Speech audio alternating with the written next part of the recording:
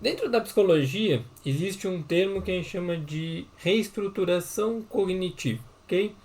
Ela é basicamente uma técnica que vem lá da terapia cognitivo-comportamental, que hoje acaba sendo muito utilizada, que é basicamente uma ressignificação. E aí o que acontece? Hoje eu vi uma frase que era mais ou menos o seguinte: do que adianta mudar um pensamento disfuncional se não é possível mudar a circunstância de tudo que causa mal?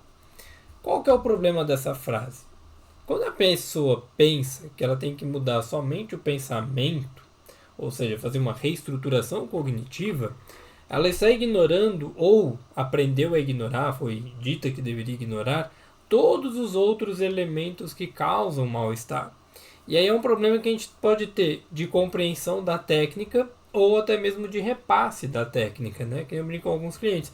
Muitos dos nossos problemas, eles são de fato imaginários, mas não quer dizer que toda solução que você vai aplicar ela é imaginária e acontece somente na sua cabeça e acabou. É que nem eu falei no último vídeo, a questão da depreciação. Não é porque você vai sentar e falar palavras ou frases afirmativas que você não vai ter uma baixa autoestima. Não, não é ir lá na frente do espelho e falar eu sou forte, poderoso. Não, isso é bobagem. É você ter alinhamento entre uma reestruturação cognitiva, ou seja, conjunto de crenças, significados, um alinhamento de comportamentos, buscar um alinhamento do próprio ambiente. O problema, quando a gente pensa nisso na psicologia, é que um pensamento disfuncional, para começo de conversa, ele nada mais é do que um comportamento, ou seja, ele é um comportamento que não ocorre dentro das funções esperadas por ele. Ou seja, é um comportamento que não está correspondente ao teu objetivo. Dentro da análise do comportamento, a gente pode pensar nessa frase da seguinte forma, como eu falei, o indicador principal é que a intervenção terapêutica está excessivamente focada no pensamento, sem considerar contextos ambientais, sem considerar ambientais externos e internos, sem considerar o que aquela pessoa é capaz de fazer e o que gerou aquele comportamento, ou seja, seus antecedentes, para que a gente realmente possa fazer uma reestruturação ali, né? Uma ressignificação. E aí dentro disso, o comportamento, incluindo pensamentos e emoções, ele está sempre relacionado às contingências que a gente tem, ambientais, história de vida, momentos que a gente está vivendo nesse contexto atual, motivadores para mudança e coisas nesse sentido. E se a gente tenta buscar uma questão mais neurocientífica, né, da neurociências, a gente sabe que as respostas emocionais cognitivas elas são influenciadas por fatores ambientais externos e ambientais biológicos. Ou seja, como é que estão os teus hormônios, como é que está a tua alimentação, tua higiene do sono, todo esse processo ali que pode geralmente causar um problema disfuncional, né? Pode causar um pensamento disfuncional, perdão. Como ela não trouxe o exemplo do pensamento, não tem como a gente aprofundar muito. A pessoa só trouxe essa queixa e pronto. E aí qual que é a primeira coisa que a gente tem que pensar? Essa intervenção, ela está considerando o ambiente, interno e externo? Porque pensa, eu tenho um pensamento. Esse pensamento ele é produzido não só por gatilhos externos, como eu falei, né, o ambiente, tal, por exemplo, tem minha mochila ali, tem videogame aqui, tem livro, celular, essas coisas, tal, são gatilhos, são estímulos que vão me gerar um pensamento. Mas também existe toda a minha química, né, todo o meu biológico trabalhando. São quase meia-noite, hoje eu acordei um pouco mais cedo, estou um pouco mais cansado, a iluminação ela me afeta, se eu apago a luz e tal. Então, o que esse terapeuta, esse profissional que está ali com a pessoa, ele está mostrando para ela que ela pode ou não trabalhar neste ambiente? Porque se a gente pega a ideia dessa frase, bem no finalzinho dela, de se não é possível, né, de que adianta tal, se não é possível mudar a circunstância de tudo que causa mal. Primeiro, você não vai mudar tudo que causa mal, porque você não tem como mudar todo o ambiente. Mas dentro do teu ambiente, dentro das tuas possibilidades, o que dá para fazer? Primeiro ponto da intervenção. Segundo, a gente trabalhar a ideia de aceitação e ação. O que isso quer dizer? Num contexto como a gente tem de mudanças, onde o ambiente não é possível ter alterações muito drásticas, a gente vai trabalhar com a ideia de uma aceitação. Então, dentro disso, e é uma coisa que eu brinco muito com alguns clientes, é entender que às vezes a ansiedade, as emoções, elas só vão vir. E elas não querem te dizer algo, elas não querem ter uma grande mensagem, um grande propósito ou coisas do tipo, né? Como a gente às vezes acaba achando ali em algumas vertentes terapêuticas ou até mesmo literaturas. Você não necessariamente vai ter uma coisa a aprender com todas as emoções que acontecem. Não, elas só existem. Ponto. A mesma coisa, o pensamento ele só é disfuncional porque você está considerando ele com relação ao objetivo.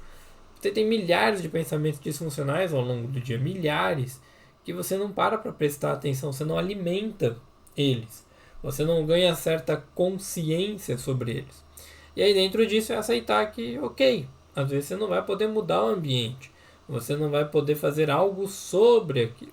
E aí a gente trabalha a aceitação e desenvolve habilidades para lidar com aquilo ali da melhor forma possível. Que são habilidades de regulação emocional, não só uma reestruturação cognitiva. Novamente, só focar no pensamento, no cognitivo, faz com que você perca parte do processo de amadurecimento. Faz com que você não consiga se desenvolver da melhor forma. Então a gente tem que olhar um alinhamento desse cognitivo com o ambiente e até mesmo com questões mais práticas, mais palpáveis.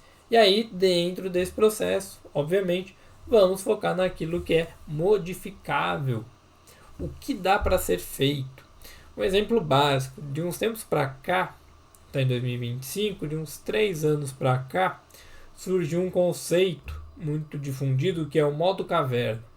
É a pessoa que se fecha num quarto, por exemplo, eu estou no meu escritório, ela diminui algumas iluminações, algumas estimulações ali e tal, ajeita essas questões ambientais, coloca uma música muitas vezes e foca no trabalho.